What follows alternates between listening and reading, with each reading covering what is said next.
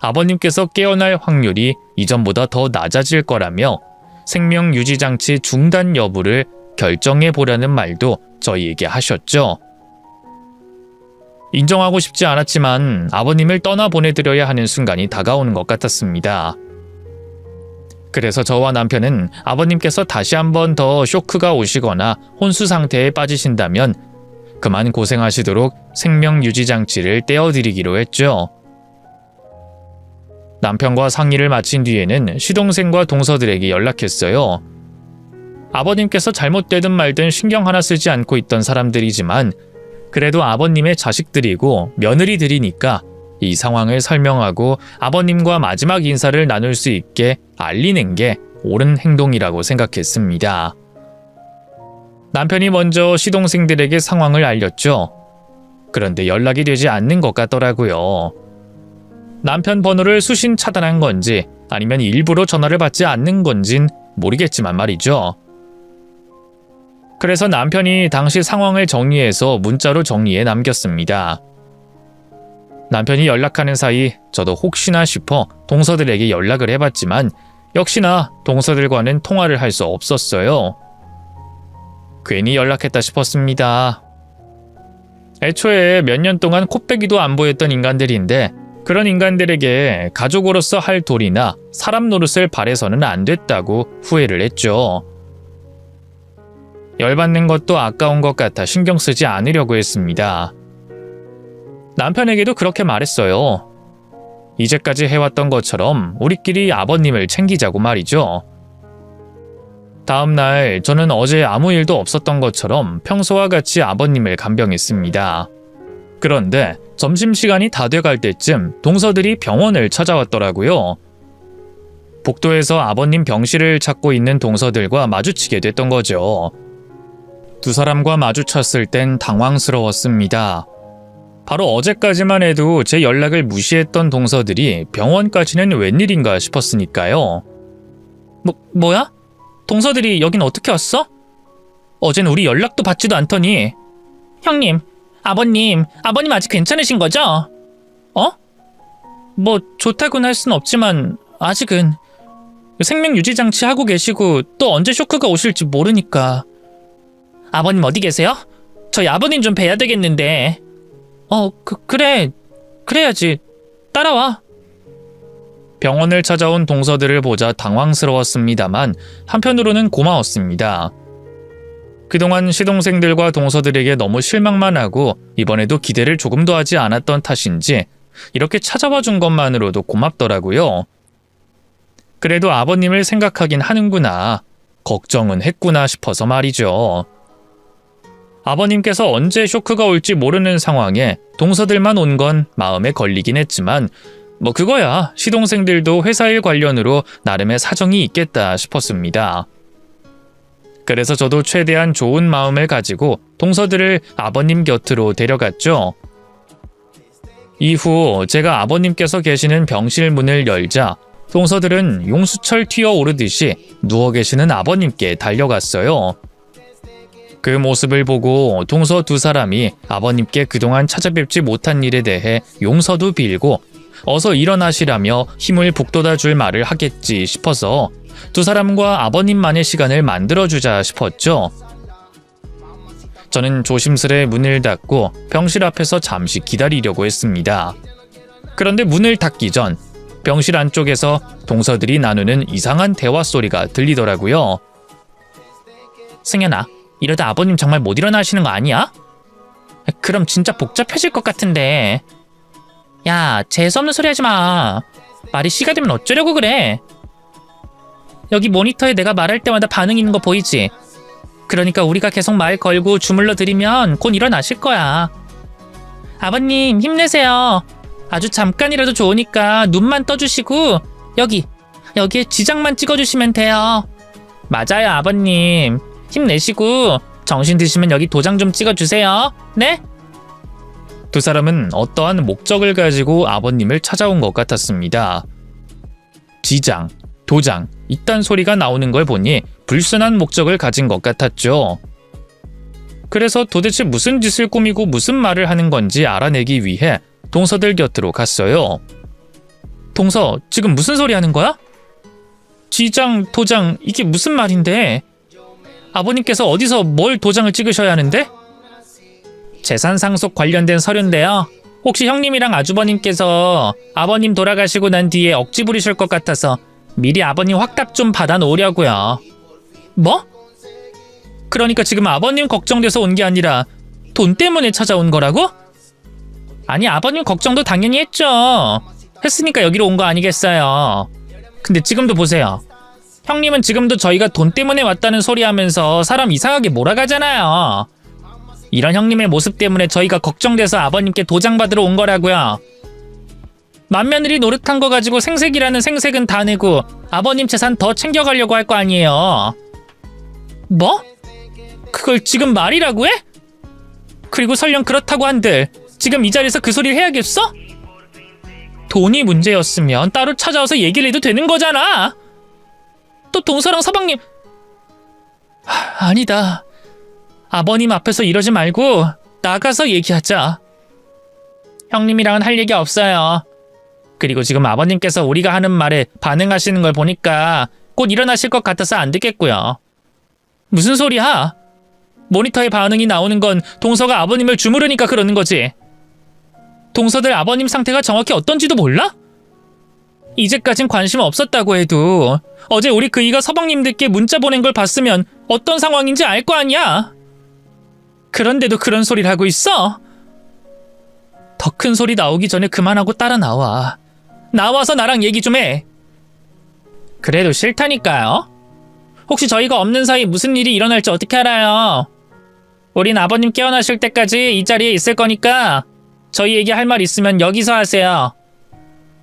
동서들 정말... 알았어. 내가 도장 찍어줄게. 내가 상속 관련해서 동서들과 똑같이 나누겠다고 도장 찍어주면 되는 거지? 그럼 내가 그렇게 해줄 테니까 나와. 밖에 나와서 하자고.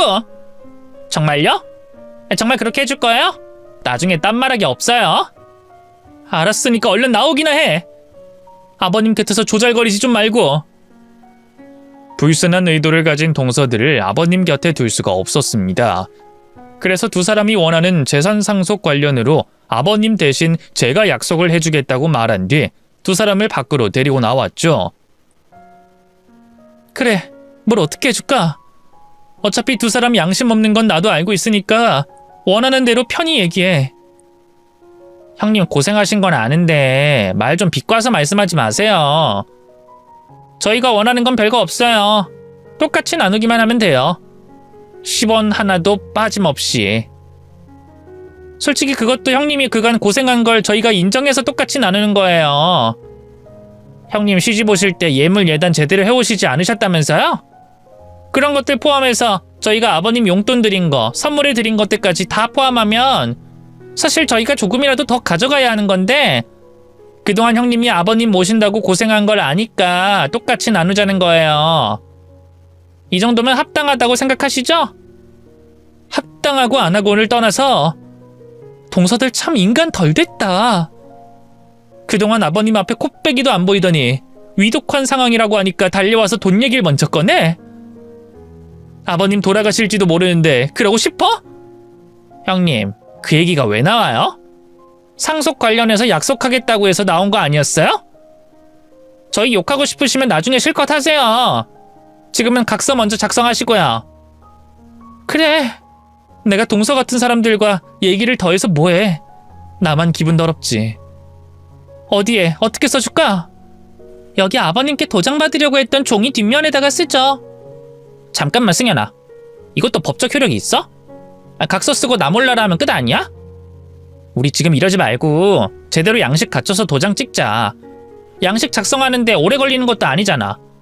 그리고 아버님 오늘 내일 한다고 하지만 오늘 당장 무슨 일 있겠어? 그러니까 좀 이따 저녁에 다시 와서 찍는 걸로 하자. 형님 저러고 나중에 말 바꾸면 어쩌려고 그래. 말 안 바꿔.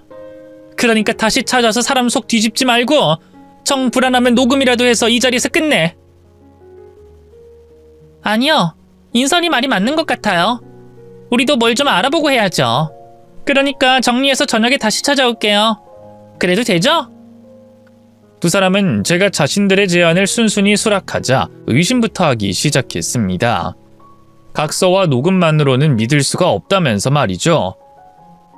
그러더니 법적으로 번복할 수 없는 양식을 갖춰서 저녁에 다시 오겠다고 했어요. 제 입장에서는 두 사람을 조금이라도 더 빨리 안 봤으면 싶었지만 어쩔 수 없이 저녁까지 기다려야 했죠. 전 두 사람을 기다리면서 평소처럼 아버님을 보살피고 있었습니다. 그런데 그때 아버님께서 손가락을 움직이기 시작하셨어요. 저는 혹시 또 쇼크가 온 건가 싶어서 급히 의료진을 호출했죠. 아버님의 상태를 알고 있던 의료진들 역시 잔뜩 긴장한 얼굴로 병실에 들어왔고 아버님의 상태를 체크하기 시작했습니다. 그러다 다급하던 의료진들의 움직임들이 점점 차분해지기 시작했죠. 그리곤 담당 의사 선생님께서 저를 불러 아버님께서 곧 깨어나실 것 같다고 말씀하시는 거예요. 이게 무슨 일인가 싶었습니다. 바로 며칠 전까지 마음의 결정을 내려야 할 것 같다고 말씀하시던 의사 선생님께서 아버님이 의식을 되찾고 있다고 말씀하셨으니까요. 의사 선생님은 기적이라고 말했습니다. 저도 정말 기적이 저희 가족에게 찾아온 것 같았죠. 저는 기쁜 마음에 이 소식을 남편에게 알렸어요. 제 연락을 받은 남편은 회사에서 곧장 병원으로 달려왔고요. 그리곤 저와 함께 아버님께서 언제 깨어나시나 오매불망 기다리고 있었죠. 그 기다리는 시간이 지난 3년간의 기다림보다 더 길게 느껴졌습니다. 1분이 1시간, 하루같이 느껴졌죠. 그렇게 애타는 기다림 끝에 드디어 아버님께서 눈을 뜨셨고 그 순간 저와 남편은 기쁨의 눈물을 흘렸습니다. 아버님께서 깨어나 주신 게 너무 감사했죠. 의식을 회복하신 아버님께서는 바로 말씀을 하시거나 움직일 수 없었기 때문에 저희와 대화를 나누거나 감격의 포옹을 할 수는 없었지만 눈빛으로 그 모든 걸 다 대신하셨습니다. 이후 아버님께서는 뇌 관련 검사를 포함해 여러 신체 반응 검사를 받으셔야 했기 때문에 저희와 떨어지시게 되셨어요. 그리고 검사를 받고 온 뒤에는 오랜만에 활동이 피곤하셨는지 곧장 주무셨고요. 깨어나신 아버님과 더 많은 시간을 나누지 못해 아쉬웠지만 그래도 앞으로 더 많은 시간을 함께할 수 있었기에 오늘은 아버님께서 일어나신 것으로 대만족을 하고 주무시고 있는 아버님 곁을 지켰습니다. 그때 한껏 흥분했던 마음이 가라앉으며 동서들이 생각났죠. 분명 저녁쯤 각서의 양식을 갖춰서 찾아온다고 해놓곤 왜 한밤중이 될 때까지 연락이 없나 싶었습니다. 원래였다면 꼴 보기 싫은 두 사람에게 굳이 연락하지 않았겠지만 그날은 전화를 해야겠더라고요. 아버님께서 깨어나셨다는 소식을 듣고 얼굴이 일그러질 두 사람의 표정을 보고 싶어서 말이죠. 잔뜩 기대를 하고 동서들에게 전화를 했어요. 그런데 통화하고 나서는 두 사람의 표정이 일그러진 게 아니라 제 속이 뒤집혔습니다. 두 사람은 유산을 받을 생각에 신이 나 있었거든요. 술을 얼마나 먹은 건지 혀가 꼬부라지는 소리를 내며 제 전화를 받은 둘째 동서는 기쁜 마음을 숨길 생각도 없었어요. 형님, 우리 꼬장꼬장한 형님 전화 주셨네? 왜요? 무슨 일로 전화하셨어요? 동서? 동서 취했어? 아니 아까 저녁에 온다고 말해놓고 안 오길래 무슨 일인가 싶어서 내가 알릴 소식도 있고. 아, 내일 갈게요. 오늘은 승연이랑 제가 술을 먹게 돼서 못 가요. 봐주실 거죠? 오늘 기분 좋은 날이잖아요. 오랜만에 우리 며느리들끼리 큰 목소리 안 내고 좋게 합의를 봤으니까. 아니다. 그러지 말고 형님도 여기 와서 술 같이 드실래요? 이제 아버님도 없는데 우리끼리 다툴 일 없잖아요. 이제 우리도 사이좋게 지내자고요. 그런 의미로 오세요. 무슨 소리야? 아버님께서 없긴 왜 없어? 안 그래도 내가 그것 때문에 전화한 거야. 그러니까. 아이 정말. 이제 상속 문제도 다 해결됐는데 뭐가 남았다고 이러시나. 형님, 더 이상 착한 척할 필요도 없고 고생할 필요도 없어요. 막말로 이제 아버님 목숨줄 형님이랑 아주버님에게 달린 거 아니에요? 의사가 결정하라고 말했다면서요. 그럼 그게 끝이지 뭐가 더 있어요. 내일 우리랑 각서 딱 쓰고 아버님 호흡기 떼드려요. 그리고 그동안 다 죽어가는 그 양반 챙기느라 수고 많았으니까 이리 오세요. 우리도 이제 형님이랑 잘 지내고 싶어서 일하는 거예요. 뭐? 아버님 목숨줄? 그 양반? 동서 지금 술에 취했다고 하지만 말을 너무 막 하는 거 아니야? 그러다 아버님 깨어나시기라도 하고 내가 그 말 옮기면 어쩌려고 이래? 아이 진짜 형님. 왜 또? 야, 넌 뭔 통화를 그렇게 길게 해. 너도 상대를 봐가면서 말해야지. 말도 안 통하는 상대를 왜 이렇게 오래 붙잡고 있어? 형님, 저 승현이, 아니 셋째인데요. 저랑 둘째 동서는 아버님 쓰러졌을 때부터 그 양반, 곧 죽을 놈, 목숨 질긴 놈 이렇게 가리키면서 말했어요. 그러니까 곧 죽을 양반 가지고 이러쿵저러쿵 저희끼리 다투지 말자고요. 그냥 저희랑 앞으로 잘 지내고 싶으면 주소 보내드릴 테니까 여기로 오세요. 오셔서 술 한잔하면서 그동안 있었던 우리들 사이의 일들 풀어요. 상속 관련해서도 좀 자세히 얘기 나누고요. 그게 싫다면 내일 저희가 병원 찾아가는 걸로 마무리하고요. 아시겠죠? 그럼 이만 끊을게요. 이것들이 미쳤나 싶었어요.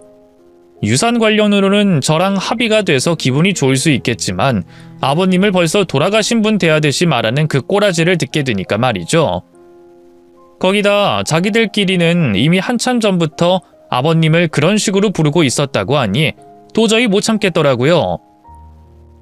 만약 동서들이 돈을 노렸다고 한들 자식 노릇, 며느리 노릇을 조금이라도 했다면 그렇게 화가 나지 않았을 것 같은데 그동안 아버님 앞에 콧배기도 보이지 않고 노릇이라는 노릇은 아무것도 안 한 것들이 아버님 돌아가셔서 유산 받게 됐다고 웃고 즐기고 있으니 가만히 있을 수가 없었습니다.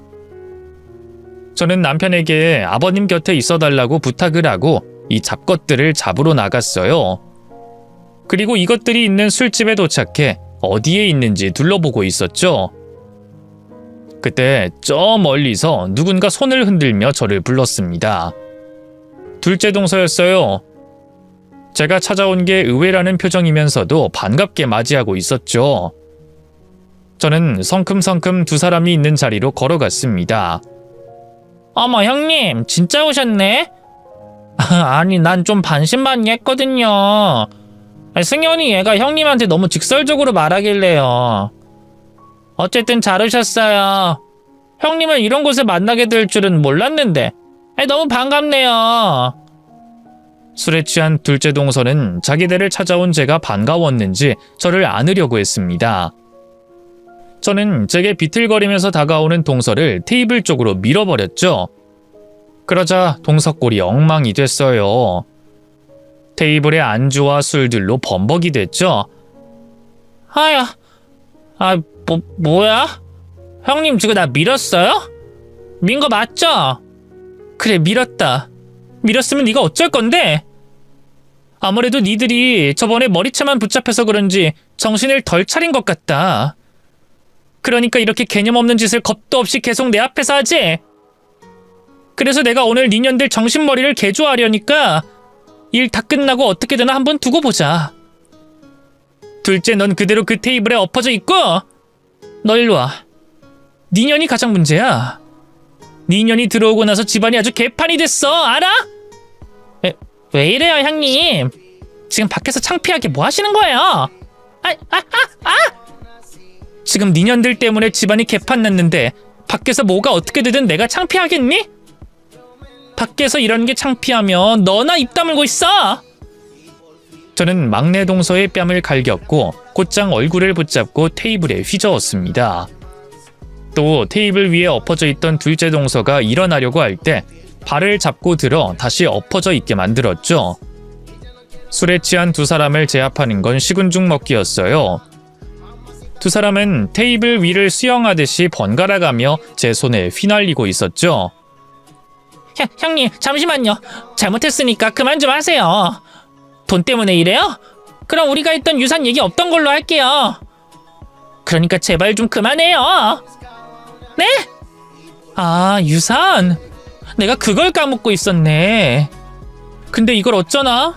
우리가 나눴던 말들 전부 의미 없는 대화가 됐는데? 네?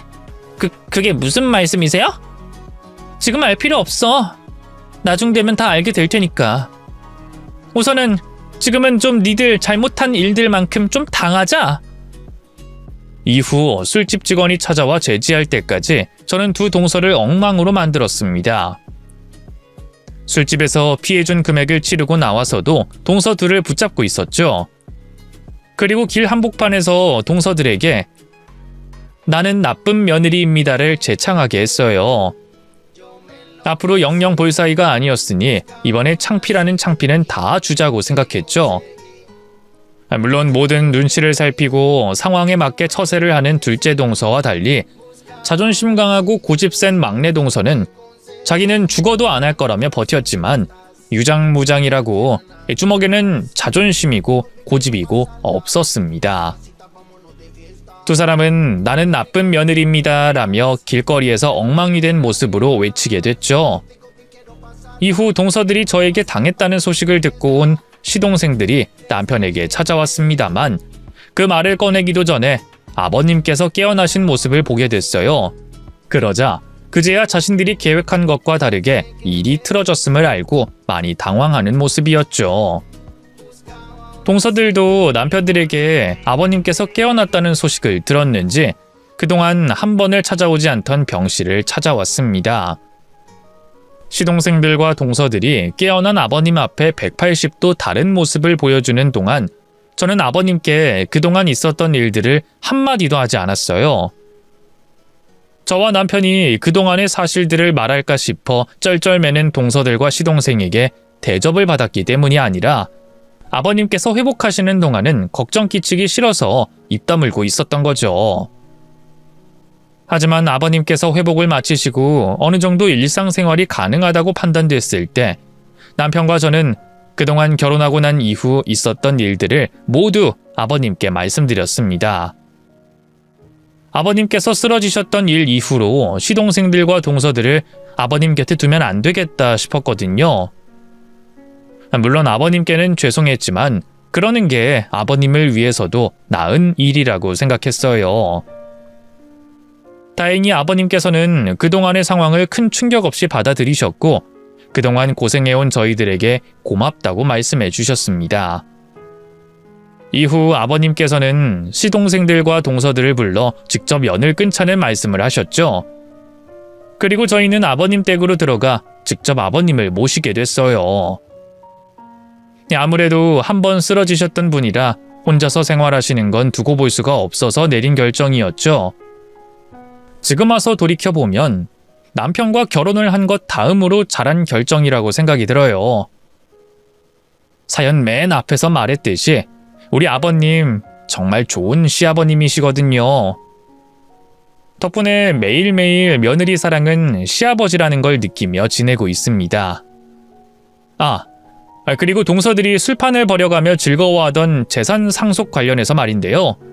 그걸 아버님께서 저희에게 모두 주시려고 합법적인 테두리 안에서 편법을 사용하셨어요. 그냥 유언으로 저희에게 상속하면 시동생들과 동서들에게 유류분 반환 소송인가를 당할 수 있다고 아예 그런 시시비비가 생기지도 않게 해주셨죠. 이제까지 한 저희의 행동이 돈을 바란 건 아니었지만 그래도 돈도 생기고 저희가 노력한 걸 아버님께서 인정해 주시는 것 같아 기분이 좋습니다. 보기 싫은 동서들과도 연을 끊게 돼서 좋기도 하고요. 앞으로도 시동생들과 동서들 배 아프게 아버님과 행복하게 오래오래 지내려고 해요. 그것들에게 우리 가족 행복한 모습이 가장 배 아플 테니까 말이죠. 그럼 여러분께서도 가족분들과 행복한 하루하루 보내시고요. 저는 이만 인사드리고 사연을 마치겠습니다.